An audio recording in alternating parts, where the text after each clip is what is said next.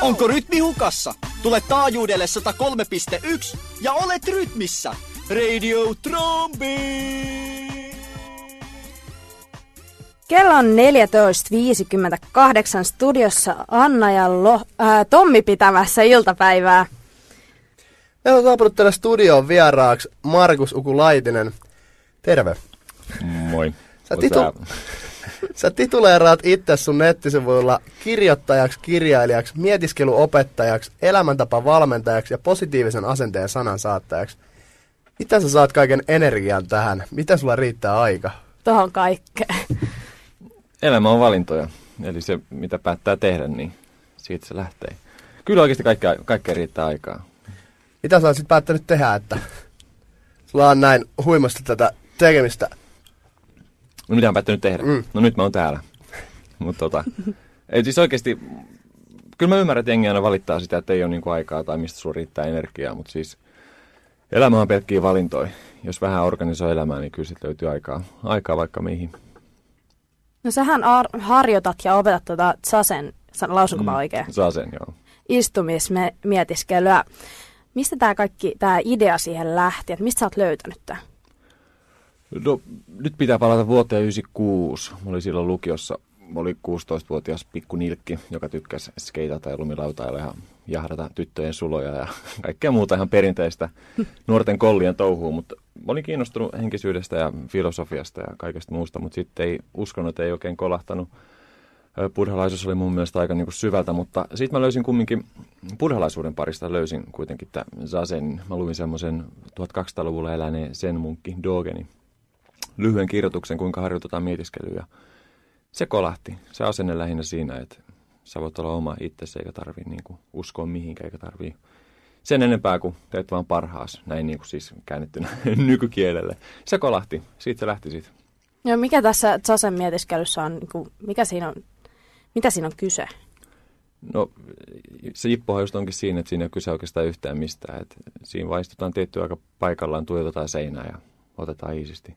Mutta se ei kumminkaan mitään rentoutumista eikä mitään henkistä zumpailua, vaan se on istumista. Se on pelkkää olemista. Se on pelkkää olemista. Mihin sellaista pyritään? Ei mihinkään. Ja se just voi vapauttaa. Sä voit vaan olla.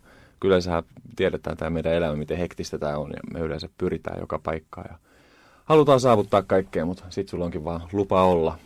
Ei lupa eli tappaa, periaatteessa lupa kuitenkin pyritään siihen pelkkään olemiseen ja pysähtymiseen. Ei edes pyritä, siinä ei vaan pyritä. ollaan. Siinä ollaan semmoisena kuin ollaan. Joskus naurattaa, joskus ei naurata. Sitten ollaan niiden fiilisten kanssa. Aika makea.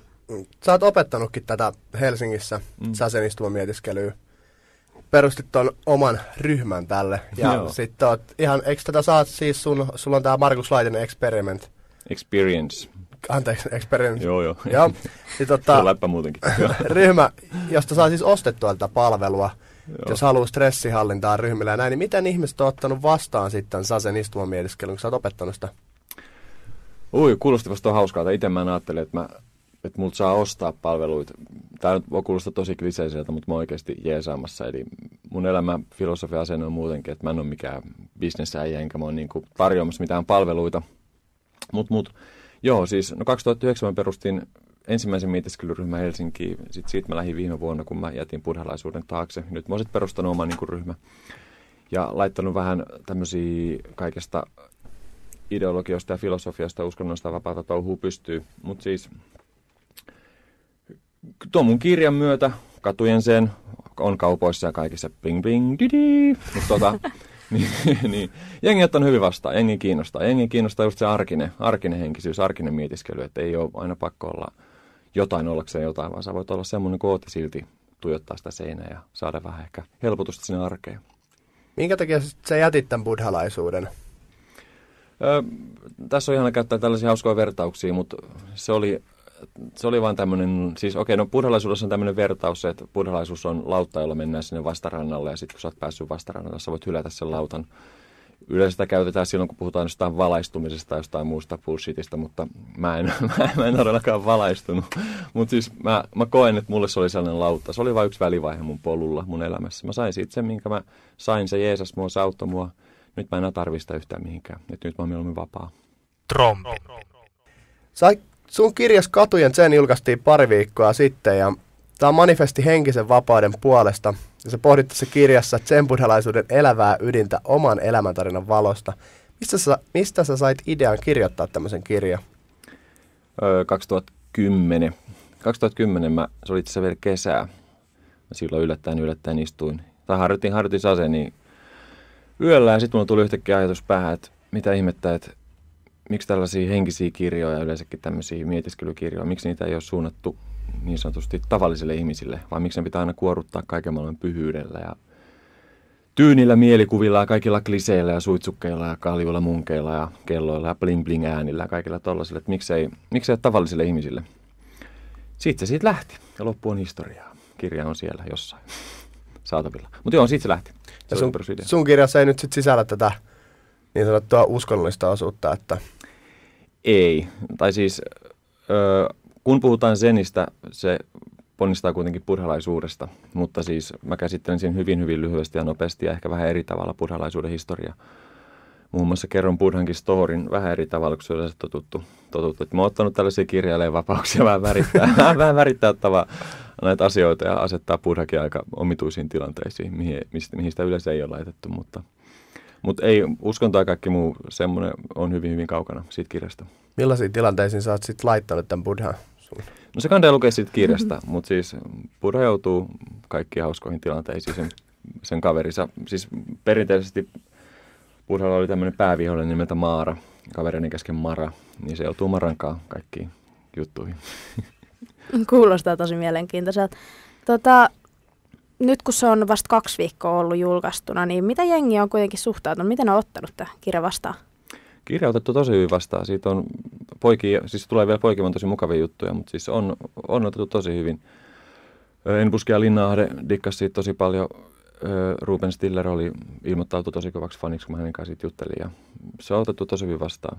Nyt mä oon täällä ja ensi viikolla on Radio Helsingissä ja vaikka missä. Ja kyllä se kiinnostaa jengiä, mutta siis mä uskon, että siinä ehkä kiinnostaa just mediaa ja lehdistöä ja kaikkea muita kiinnostaa ehkä just se, että siinä puhutaan niistä samoista asioista, mistä ollaan puhuttu jo tuhansia vuosia, mutta tuodaan hyvinkin arkiselle kielelle. Eli semmoisella, mikä oikeasti koskettaa ihmisiä. Ja se, että kun mä laitan sen itteni peliin aika avoimesti, että mä kyllä revin kaikki mokani näkyville, jotta kukaan enää pääse puukottaa mua henkisesti missään. Että sä oot tehnyt niitä, no siellähän se lukee, niin on tehnyt.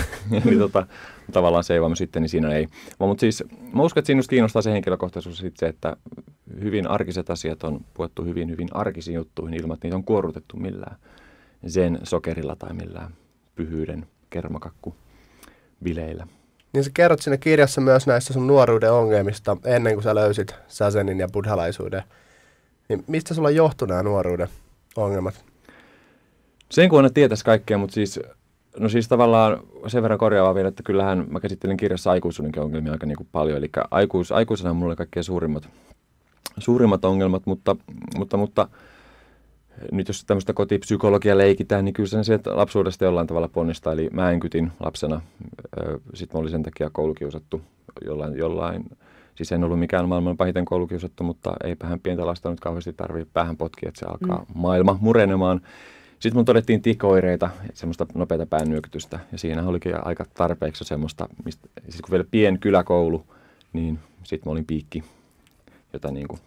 Mutta sieltä se varmaan lähti. Sitten mä ajaudun myöhemmin kaikenlaisia ongelmia. Mutta tässä ollaan. Ootko aina tykännyt myös kirjoittaa? Vai mistä tämä yhtäkkiä sit päättyi siihen, että sä aloit kirjoittaa? Kyllä mä tykän aina kirjoittaa. Kirjoittaminen on tosi hauskaa puuhaa. Ja varsinkin silloin, kun olin hyvinkin syvissä vesissä alkoholia, dopea ja kaikkien muiden kanssa, niin kyllä se kirjoittaminen se oli aina sellainen terapiapaikka, että kun sulla on tietokone tai kirjoitus, okei, ei mun kirjoituskonetta koskaan ollut, mutta se kuulostaa ihan romanttiselta kirjoituskone ja kuutamoja. No joo, mutta kumminkin. Ei semmoinen vanha-aikainen kirjoituskone kuitenkaan. Semmoisen mä kirjoitin ihan lapsena kyllä. Isällä oli sellaisia, mutta joo, siis se on ollut aina sellainen terapia tai jonkinlainen keino purkaa. Ja mä väitän, että aivan jokainen, joka kirjoittaa, niin kokee samalla tavalla, että ihminen ei jaksaisi kirjoittaa, jos sillä olisi jonkinlaista juttua siellä takaraivossa jyskyttämässä. Kirjoitatko sä jonkinlaista muutakin tuotantoa sitten? Joo, no ihan näinä päivinä mulla ilmestyy nyt yksi e-kirja, minkä mä itse kustannan, ja sitten vähän ajan päästä ilmestyy toinen, ja mä oon aloittanut nyt romaania valmistelee, että se on niinku sit iso niinku työ. Tai mä aloitin valmistelemaan sitä jo viime kesänä. Eli mä oon kohta melkein vuosi sitä jo taustatyötä tehnyt. Ja nyt ihan näillä viikkoilla, kun saa nyt nämä pahimmat hulabalut ohi, niin sitten pääsen uppoutumaan sinne sen pariin. Että siinä vierähtää sitten taas aikaa. Mistä se kertoo? Onko se kanssa, liittyykö se Katujen Zen-kirjaan millä tavalla?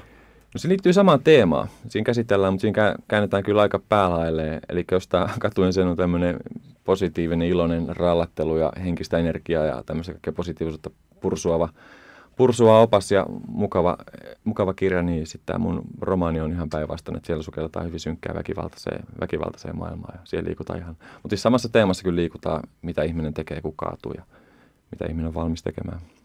Trompi.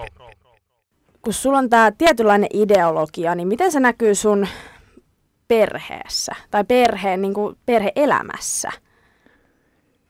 Ei mitenkään. Se on lyhyt vastaus, mutta siis vaikka silloin, kun mä olin vielä virallisesti buddhalainenkin, ei se näkynyt yhtään millään tavalla. Eli mulla on ollut aina tärkeää se, että mä annan mun omia hörhöilyjä vaikuttaa niin kuin muihin. Okei, no totta kai ne mun omat hörhöilythän jollain tavalla vaikuttaa, mutta ne ei saa olla ainakaan huonolla tavalla vaikuttavia. Kun eikö sun lapset on kuitenkin aika pieniä? Joo. No päiväkoti-ikäisiä. Joo, ja vanhempia koulussa toisella luokalla. Mutta tämä ei kuitenkaan innostanut heitä niin kuin tähän samaan. Kyllä me joskus ollaan yhdessä istuttu, mutta siis niin kuin myös, tai siis mulla on sama periaate lasten kanssa, että mä en yritä lapsiakaan pakottaa mihinkään, enkä niin kuin varsinkaan tuputtaa yhtään mitään. Niin mä vaan ajattelin, että he olisivat innostunut itse. Kyllä ne on välillä istunut mukaan. Niissä on pelkkä iso leikki, mitä se pitäisi olla aikuisillekin. Mutta siis niin kuin me lasten kanssa nauretaan, niin jos me joskus päivisin menen vaikka vessaan istumaan, niin keskellä päivää niin lapset saattaa huutaa, että isi menee taas leikkiä buddhaa.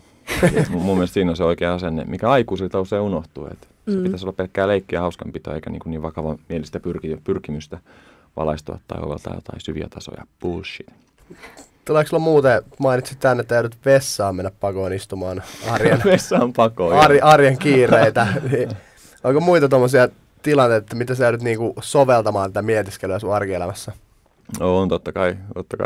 Mutta se ei ole missään nimessä haaste, eikä se ole mikään vaikea asia. Se on taas niitä valintoja, mitä joutuu tekemään, mutta siis mietiskelyssä mulla on aina tärkeintä ollut ja se, mitä mä yritän myös ihmisiä jeestakin siinä, että se ei saa olla semmoista, mikä tavallaan rajoittaa missään niin kuin muualla, eikä saa olla mitään semmoista, mikä kahlitsee. Eli periaatteessa kaikki, mitä sä teet, tulisi jollain tavalla olla mietiskelyä, koska siinä asennissa tärkeää on se asenne, millä sä elät sitä elämää. Eikä se, että nyt mä istun tässä puoli tuntia ja sitten mä valaistun, vaan se, että mitä sä teet sun arjessa muita ja itseäsi kohtaan, niin se on se juttu. Se on enemmän asennetta ja elämäntapaa. Mä mietin, mainon, että sä oot suuri reggaen, punkrockin ja idän filosofian fani. Millä tavalla nämä kolme sopii yhteen? Mielestäni tuo punkrocki hyppää vähän sieltä ulos. No joo, no tässä jos miettii, mistä zenissä aina on kyse, missä mietiskelyssä on kyse, niin sehän on oikeasti mitä suurinta kapinaa, koska siinähän sä joudut kyseenalaistamaan itsesi ja sitä kautta totta kai kaiken niin kuin muunkin. Koska se, jos sä ensinnäkin uskallat heittäytyä siihen mietiskelytylsään ja ihmeelliseen maailmaan, niin se mitä sä joudut siellä kohtaamaan siellä seinän edessä, kun sä istut tuijotat sitä seinää, niin sä et joudu kohtaamaan mitään muuta kuin pelkä itsesi. Ja sehän on mitä suurinta kamppailua, mitä suurinta kapinaa. Ja sitten jos mietitään, mikä punkissa ja regeissä myös on, niin sehän on kyseenalaistamista. Ei hyväksytä kaikkea, mitä meille syötetään. Mietiskelyssä ei missään nimessä hyväksytä sitä, mitä se meidän ruuhkainen nuppi yrittää meille syöttää, vaan me voidaan sanoa, että hei, en mä ole niin idiootti, mitä mä yritän itselleni väittää. Kyllä mä oon oikeasti ihan hyvä tyyppi. Minkälaisia reaktioita ihmisillä on tullut, kun ne on kohdannut itsensä seinän edessä? No se vähän riippuu tietysti ihmisistä, mutta jotkut, siis no oikeasti spontaania reaktioita, mutta joitakin saattaa alkaa naurattaa, joitakin saattaa alkaa se hiljaisuus ahdistamaan. Mutta kaikki mitä siinä tapahtuu, niin se on aika hyvää opetusta, koska niinkin näennäisesti yksinkertainen juttu. Sä et tee mitään muuta, kun sä istut vaan hiljaa seinä edessä. Sä vaan oot. Niin jokainen voi kokeilla, miten vaikeaa se on yrittää istua vaikka 30 minuuttia paikallaan. Pitää silmät auki ja tuijottaa seinään, niin huomaa, että tämä onkin kaikkea muuta kuin helppoa. Biisit alkaa soimaan päässä, kaikki muistot tulvii mieleen ja selkää kolottaa ja tuntuu, että seinät kaatuu päällä ja kaikkea. Vaikka sä et tee mitään muuta, kun sä vaan istut paikallaan. Se on hyvin, hyvin mielenkiintoista. Tästä voi tänään kaikki lähteä kokeilemaan itsensä kohtaamista seinän ääreen istuskelun pariin. Kiitos Markus Laitinen sulle ajastas. Lisätietoja löytyy Markuksen nettisivuilta markuslaitinen.com.